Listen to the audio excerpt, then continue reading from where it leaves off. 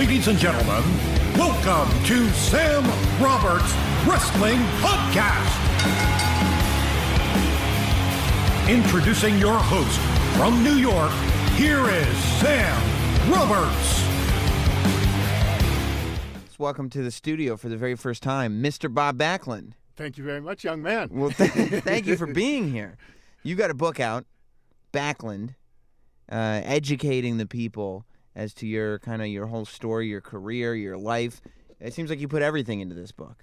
Yeah, well, one of our goals was to write a book where people could understand why I made the decisions that I made in the wrestling business. I made just some decisions that nobody else would have made. Like what kind of decisions? Like, because it seems like your moral compass is kind of what always guided you. Well, in the book I have a story about, not a story, but there was a thing about me getting in the car with three guys and three guys that had been in the business for a long, long time, and you need those guys to be your friends because they talk to promoters and everything, and they started smoking marijuana, and I wouldn't do it. I told them to let me out of the car. They wouldn't stop the car, and finally when they did stop it, I walked home that night.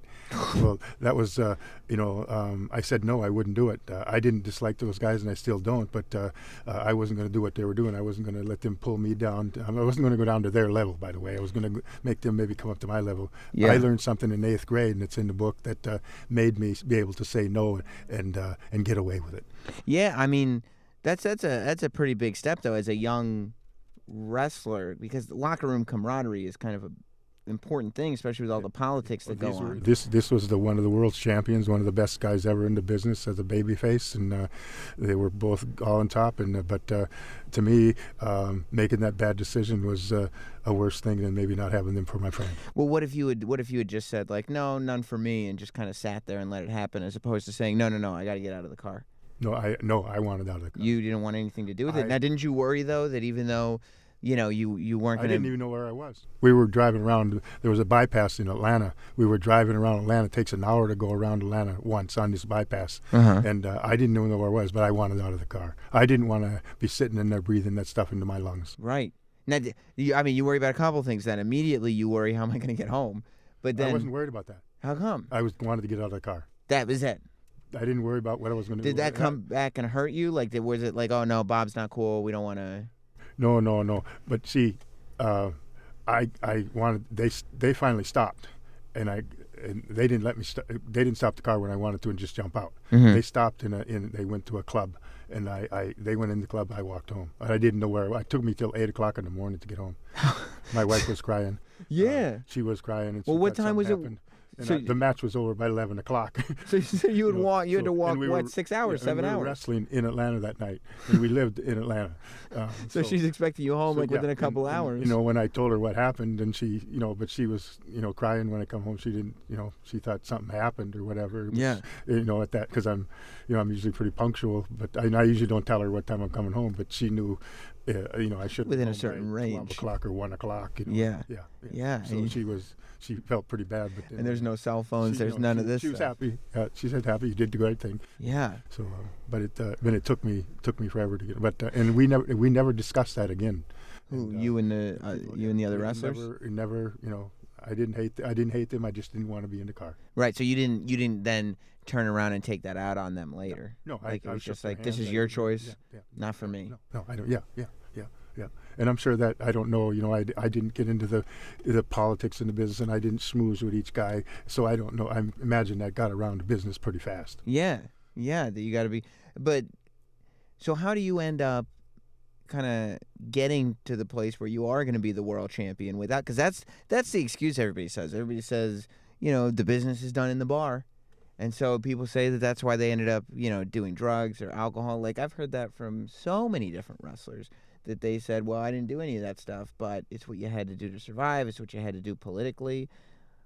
When you hear somebody say that, do you say that's just not true? That's not true. Vince McMahon Sr. was looking for an All-American boy in 1977 to replace Bruno Sammartino. And I started the business it was real late in 73. Basically 80. It was about Christmas time, so it was 84 that was my first complete year. And when I left home, everybody said, "You're never going to make it. You're just a kid." And but Vince McMahon Senior was looking for an All-American boy with some standards. For him to be the champion, he had some criteria. To be a champion, you had to have some integrity.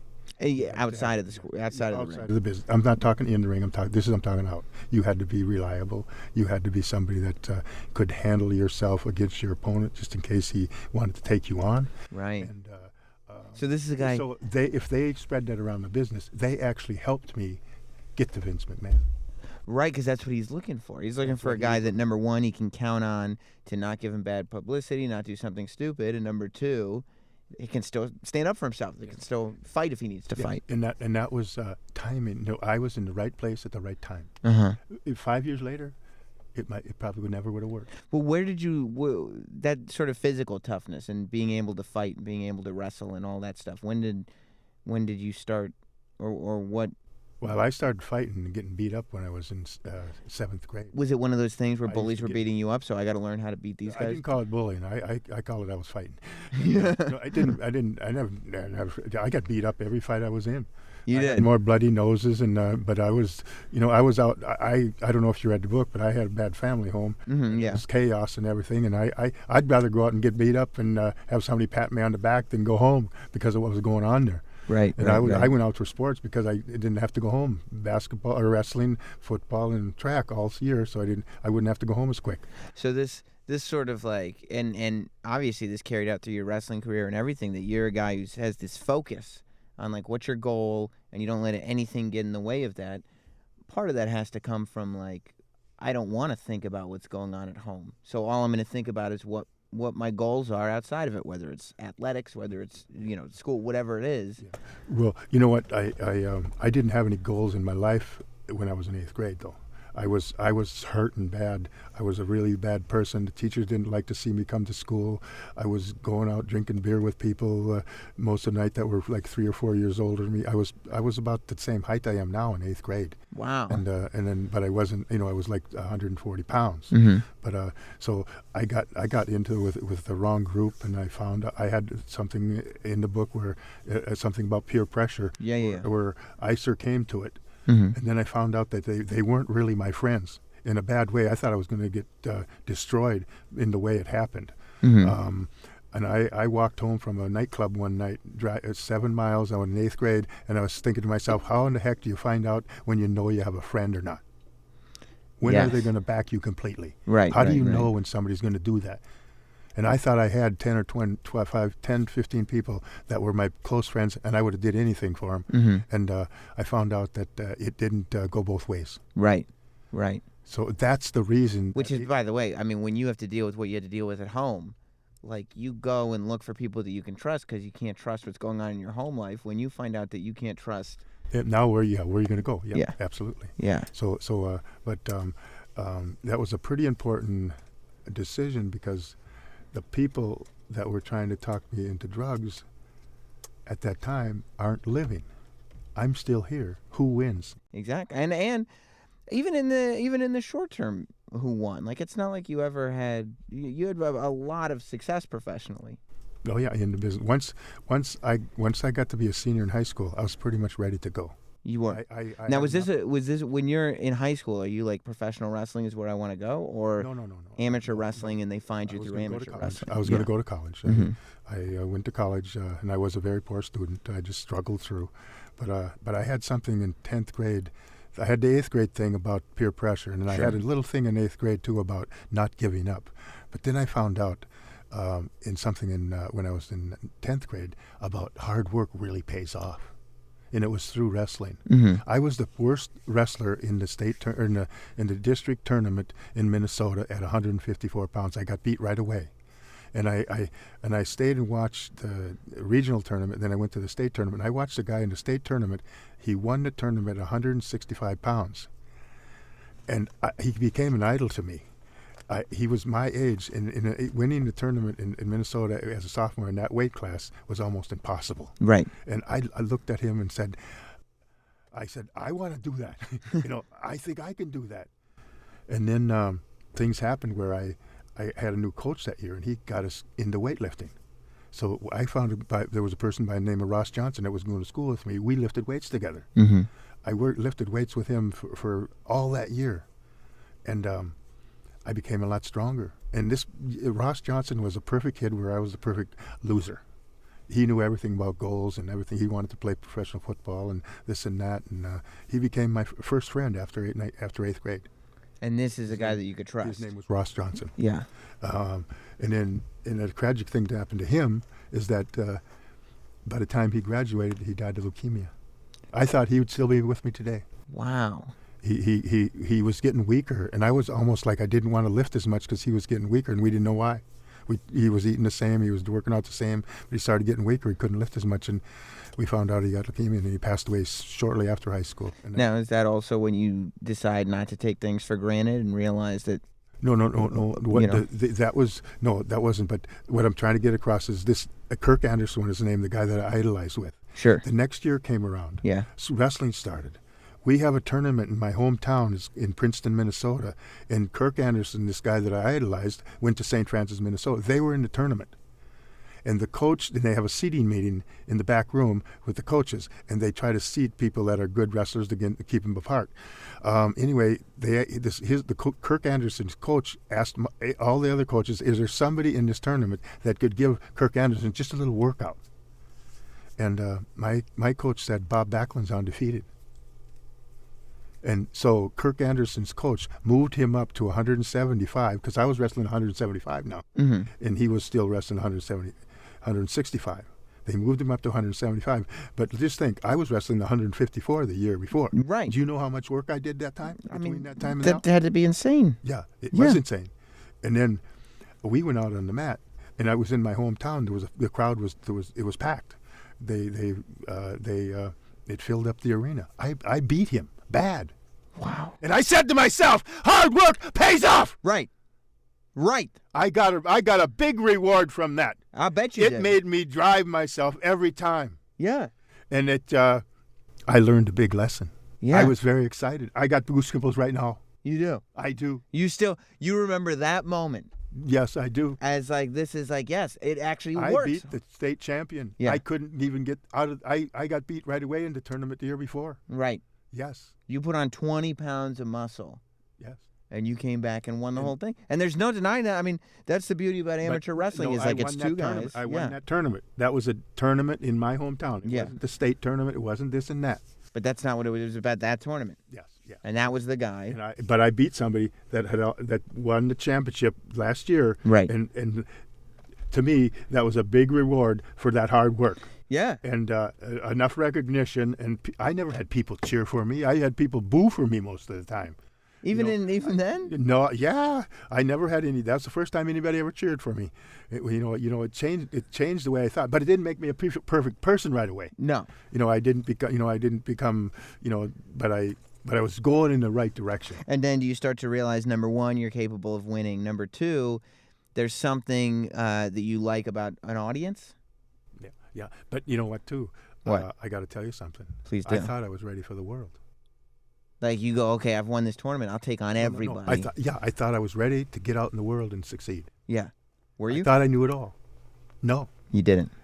State tournament comes up. Uh-huh. I'm in the finals. Yeah. Against Randy Brecky, Uh-huh. in Minnesota. I already beat two people that already beat him. So you're going, this is easy.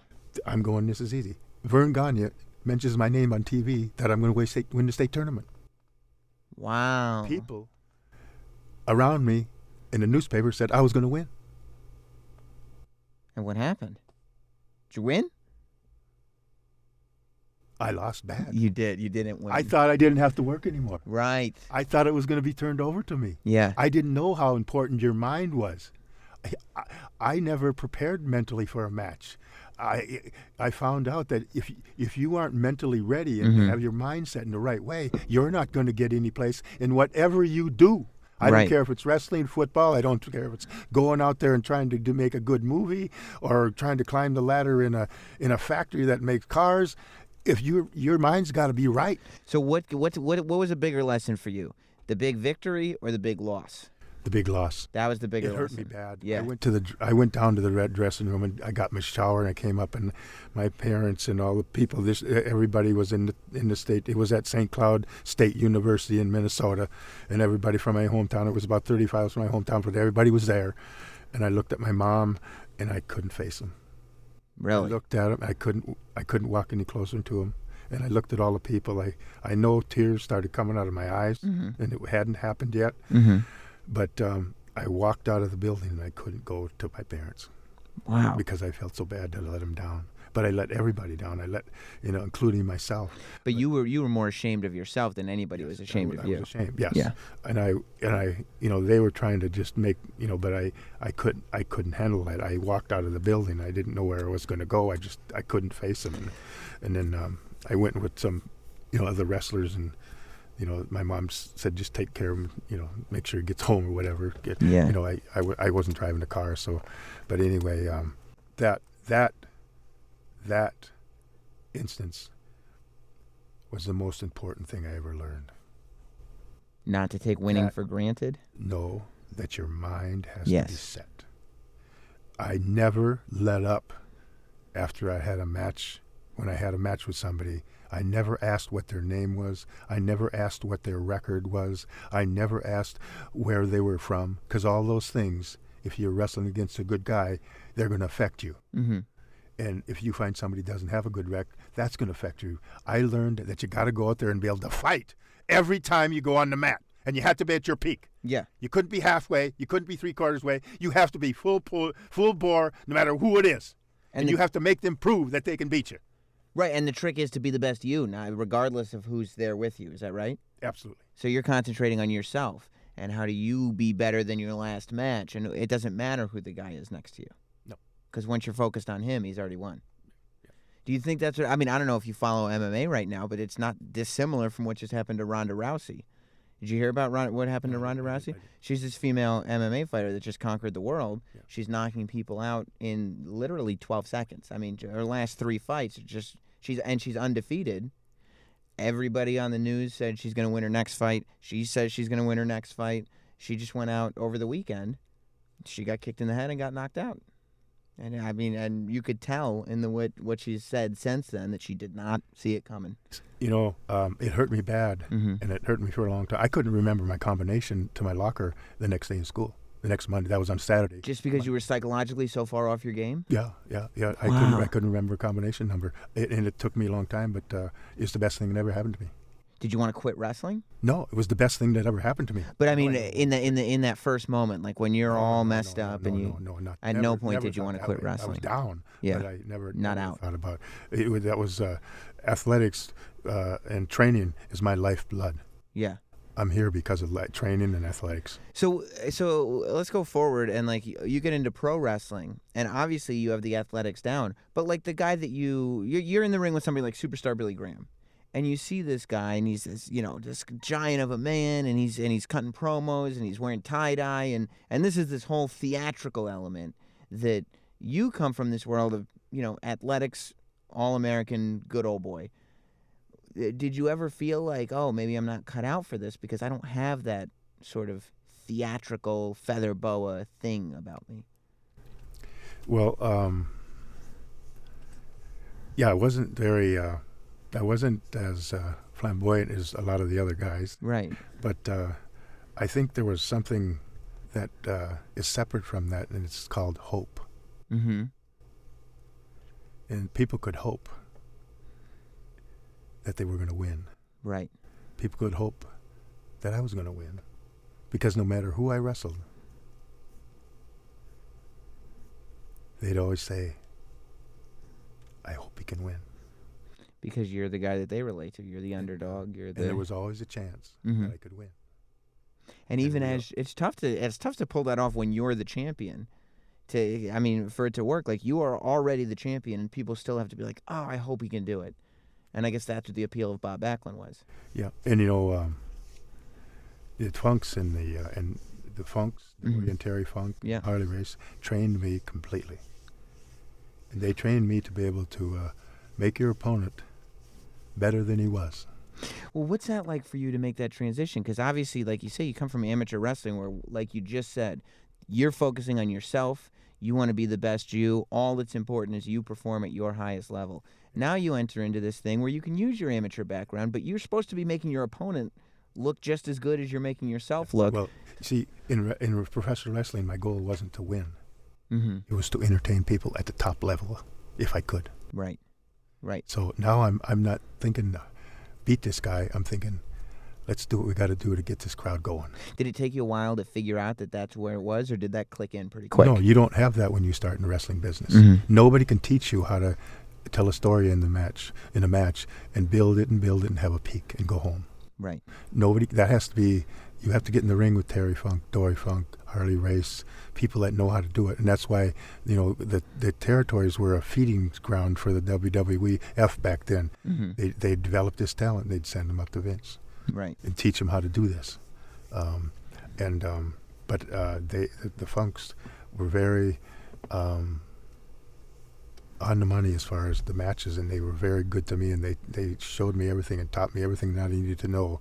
And I was very confident when I went to the WWF that I was going to have a good time in the ring, and I knew enough to know what I had to do to make my opponent, but enough to take care of myself too. Right. So neither one of us would get hurt. I'd be laying in the mat where I might win the match, but the opponent won the war. He won the battle. Mm-hmm. He Right. was meaner and he was tougher. Right. But the hope that the people gave me made me be able to survive with a monster. Right. And that's the appeal. If you were sitting there winning every war, or if winning every battle, it doesn't work as much, does it? No. So, But that changed. See, now there's other wrestlers that would beat the guy, beat him, and then beat him. right. So that guy maybe would have to leave the territory. Right. But my thing was that Don Morocco's going to come back and help draw people on the next card. Mm-hmm. I'm going to keep him looking good. Well, really, I mean, you were the last guy to do that because the business all changed after you were champion. Because you're champion, Iron Sheik, Hulk Hogan, and we start this new thing. Yeah. And Hulk Hogan is one of these guys that as champion, he would just beat everybody. Like there was no sort of, I wonder if he can do it. Like he's just going to go out and. I was willing to share the notoriety. Uh-huh. And it's sometimes a smart deal you should destroy the guys so you look the best. Mm-hmm. And then they're dependent on you for the draw. Right. You have more control. Right. Right. And I wasn't worried about control because I knew Vince McMahon was behind me 100% after what he did for me. And Senior. kept his word. Vince Senior, yes. Yeah. Senior was the man that I had complete trust with. Yeah. I mean, you talk about it in the book about you had a father-son thing going. And he had complete trust in me. Yes. Yeah. There was no question either way. But and I wasn't worried. I didn't think but in some areas you want to be dominant. So then the promoter's going to, he's going to think different about you, But I was willing to do that because I had such a great boss. Now, I mean, you've been pretty outspoken about the fact that you did not think that Hulk Hogan was a great choice for champion after you. How did you feel about the way the business completely changed after you? Everything, that it's because of TV, actually. Yeah. They change. Things have to be different because they're on TV so much now. Mm-hmm. But, I got to say that, the guys are going through a lot of stuff, and the stuff they're doing to entertain people is very hard on their bodies. Yeah. You got to really respect them for wanting to do that, but taking a chance that they could hurt this or hurt that just about every night. You got to kind of love them for trying to entertain people that bad. Yeah. And it's, I liked entertaining people, but I tried to do it in a way where I wasn't going to beat my body up, too. Well, yeah, I mean, you're thinking long term. Yeah. I want to be able to entertain the people for a long, long time. Yeah. Why didn't you, I mean, you talked about the Funks before, but like somebody like Terry Funk, somebody like Jerry Lawler, these guys figured out styles not uncommon from yours where they could get very, very popular, but still do it in such a way where their bodies would last and they could kind of wrestle for years and years and years and years. Why don't you wrestle anymore? There's a time for everything. Mm-hmm. And that time's not there yet. So, not there yet, meaning you could see yourself wrestling again? Sure. Wow. I mean, you kept yourself in amazing shape. But, why go and wrestle in some little shop someplace? Right. There'll be a time and there'll be a place. I see. So why go from the arena to the little venue when if you just kind of bow out for a while, all of a sudden you're back and it's a much bigger deal. Yeah, well, there's a time and a place, and I work out every day for a particular reason. Yeah, just knowing that time will come. There's a time and a place. That's all I can say. I can't say what time or what place, but and that's happened in my life a lot. I have a lot of miracles happen in my life, and Yeah. It probably won't be okay. That's going to happen, but it'll happen. And you won't get much you won't get much time ahead where you know it's Right, going to happen. right. It'll be there. Which is why you need to be ready always. Yeah. So if Vince Jr. or Triple H came to you now and said, Bob, we want you to do something, is there anybody you'd like to work with that's wrestling for our company now? Do you have any names in mind? No, I don't. I run around a lot and I'm doing a lot of things. Uh-huh. I'm not probably paying as much attention as I should to the business. Right. But I stay active. I'm not a very good sit down guy. I'm very active. I don't like sitting down too much. Well, I mean, I saw that you sit down so much now. I almost have to get out and go run a little bit. You don't even like to stand. I went to when you got inducted in the Hall of Fame in Madison Square Garden. Yes. I was there, and it blew my mind to watch you. You did your speech of the night, then you did laps around the entire building. You started to, what inspires you to be like, is it just nobody's done this? Is it just I got all this energy built up inside of me because all these people are cheering? I got to go into the crowd and just start running around the building? Well, I do that because I just love what the fans have done me and or how they've treated me and how they've respected me over the years. Mm-hmm. The kind of support they gave. I just want to show as much appreciation as I can to the fans, and I'd like to touch each one of them if I could. Mm-hmm. But they're very important to me, and they were so good to me over all the years. And it's great to come back and have a book and have people, support it and this and that. It's unexplainable. Well, the book's great because there's as many wrestling books as there are, as many internet reports as there are. There's not much that goes into detail about that era of wrestling, the 70s, the 80s. That's still sort of, a lot of it was done in secret at the time and remained in secret because not that many people have come forward and told these stories. But I'm 32, and so what I remember most growing up was watching your second run in WWE in 93, 94, 95. And I thought one of the really interesting parts of the book was that you came up with Bob Backlund becoming the evil Mr. Backlund after listening to Rush Limbaugh. Yes. So you hear Rush Limbaugh on the radio reprimanding somebody about their morals, and you realize, wait, this is what the good guy should be doing. This is what the good guy of yesterday should be doing now to maintain the integrity of the character, which is, it was impressive. To adapt that character into something that makes sense to now. Yeah. Were you at all scared of that? Did you, because like you say in the book as well, it had been 9 years earlier when Vince McMahon wanted you to be a bad guy then to compete with Hogan. And you said absolutely not and ended up not doing business with them anymore. But do you know why? Why you said no? No. I had his daughter that was 6 years old.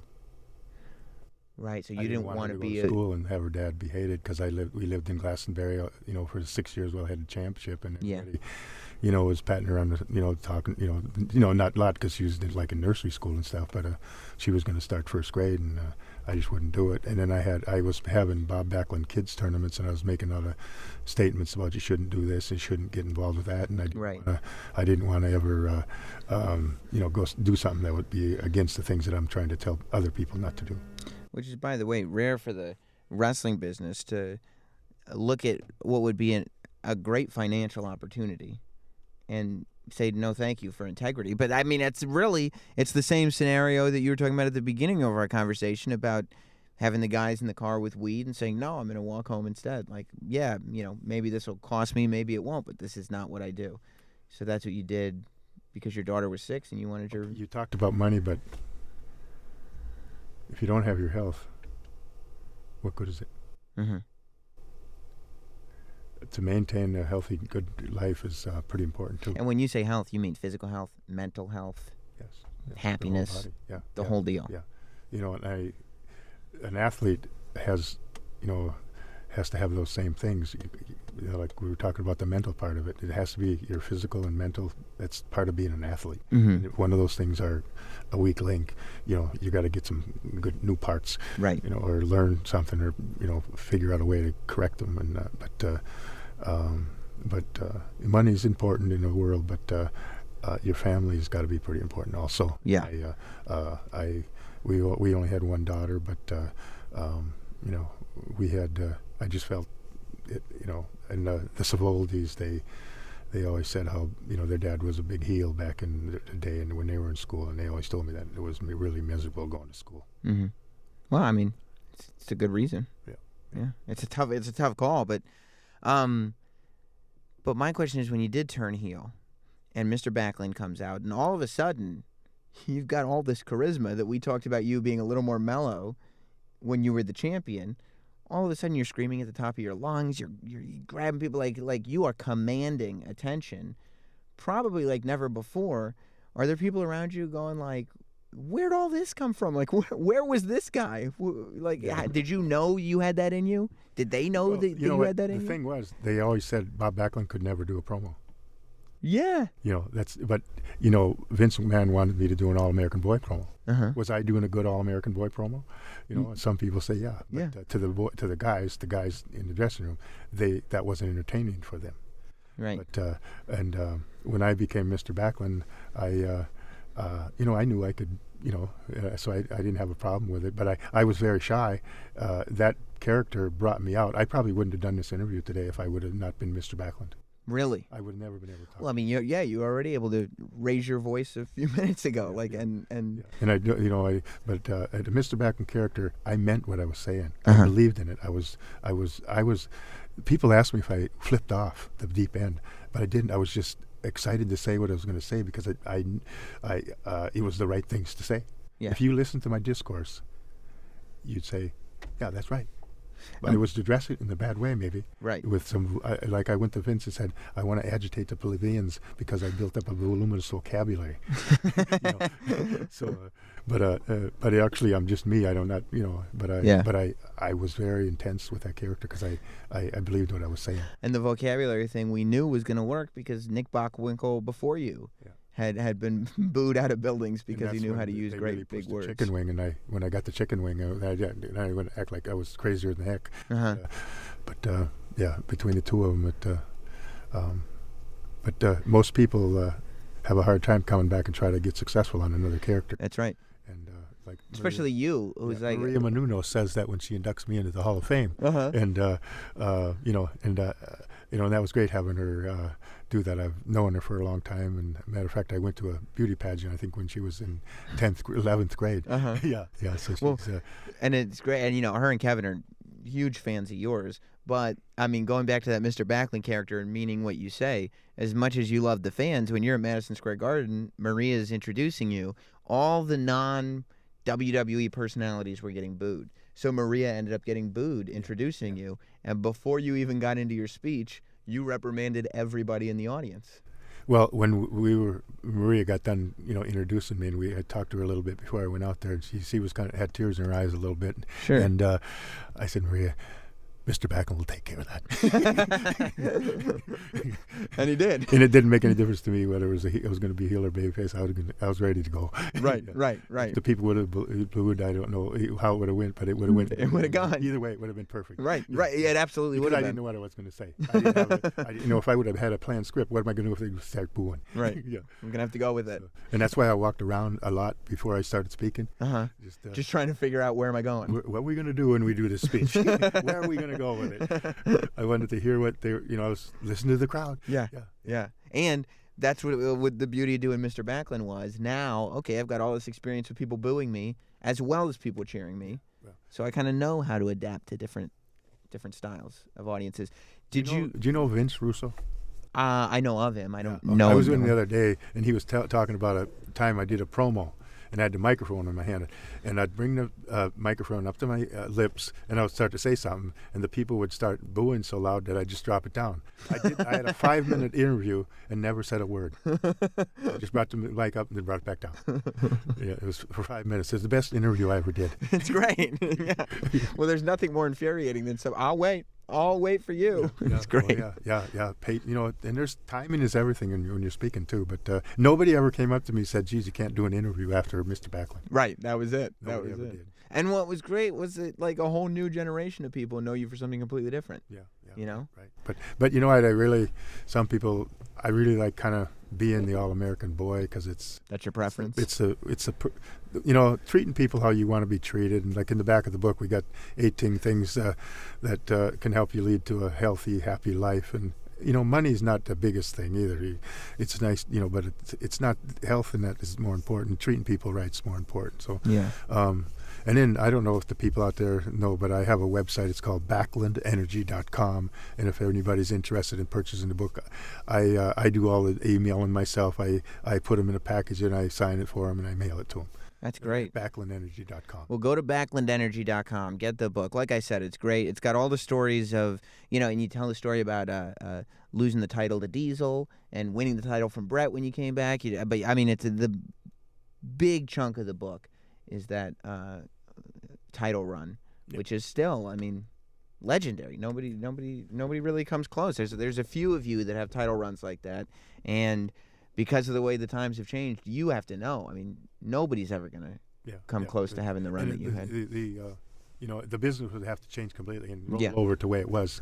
With the TV, there's too much TV to be able to have somebody have the championship for that long. Yeah. They're exposed too much. Once Bruno and I, like when we got established, we didn't wrestle on TV. We talked, and then people came to the arenas. Right. To watch us perform. And they did that, up and through the 90s, really, up until they started doing the live show on Monday. Yeah. Even when I was a kid, it was like, the syndicated show. Hogan would never wrestle on the syndicated show. He'd be at the live events and the pay-per-views. Right. Yeah. And then, I believe that probably the income from the television events increased quite a bit. Yes. So they started putting more entertainment on them. Right. And then it starts to be about TV ratings, which it never was before. Like, say if you and I have a match in a house show where there's no TV, we can do certain things. Right. But if we're on TV, we can't do them because those people don't feel the emotion in the house. Right. They're sitting at home, and if I'm doing a high spot off some headlocks and we're on the ground and we're getting ready to do something else, those people feel that and they kind of get into it and they start cheering. Those people don't do that at home. Right. They need to see flips and this and jumping off the top rope, and it's almost to get to entertain them 24/7 and no downtime. How old were you when you started doing the knee walk? That was when I did that when I was in 8th grade. You did? In amateur wrestling. Wow. That was one of the. Like it's like I'm shooting in on a guy to get a takedown. Right. That's the steps. I'm going through the steps that you have to go through to get into a guy. Right. And you do that on the mat. You do that across the mat when you're young, but that's shooting in. Yeah.